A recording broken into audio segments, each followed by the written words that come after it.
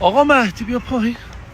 آقا چه غلط. سلام چه خبر؟ خوبی؟ چیکار داشتی میکردی؟ پارچه بانوانه دارم میرم تو. احمق یعنی چی نرف؟ خوش مرسی این چه صحبت کردنه؟ با کی؟ با برادر بزرگتر. برادر بزرگتر نمیدونی که نباید جایی که درش بسته است بره تو؟ یعنی چی احمق؟ دری که اینجا معلومه اونجا چیکار دارن میکنن هیچ کاری هم نمیکنن. اول از این که اینجا پارک بانوان نیست. خب من مترو هم قسمت زنونه میرم. شما آرامشش بیشتر. شما بیجا میکنی. میزنم شرط پرتت میکنم. چی؟ شرط پرت. شرط پرت یعنی چی؟ یه استخون. روز جمعت بخیر باشه داداشی. مهربان باش. انگول نکن منو. ها؟ انگولش نکن. وا. فیلم نجیر از من. برای چی؟ دوست ندارم رسانه‌ای بشه. یه چی بهت بگم؟ اونجا پارک بانوان نیست. همه میتونن برن، فقط از این در نمیتونی بری. برو.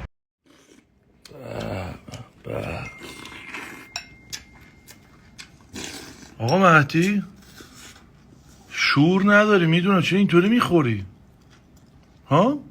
یه ذره شخصیت داشته باشه. سفره است. آقا مهدی خدا مادرتو نگه داره، چه آبدو خیاری درست کرده. چیه؟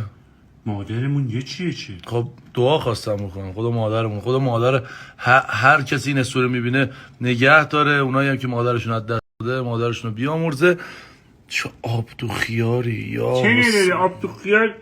آبه یوگورت. چیه؟ یوگورت چیه؟ قاطق چیه؟ ماسته.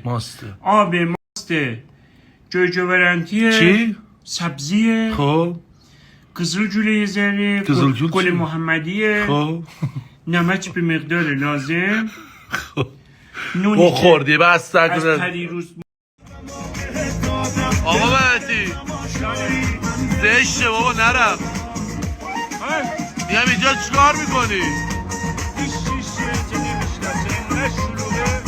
خب میگم اینجا چیکار میکنی؟ افتتاحیه هست آره، آب میوه رایگان و فلان بیسان. اپلیکیشن داری؟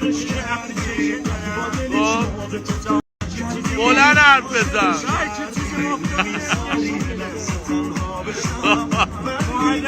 یا بلند حرف بزن. باریکلا نوش جون.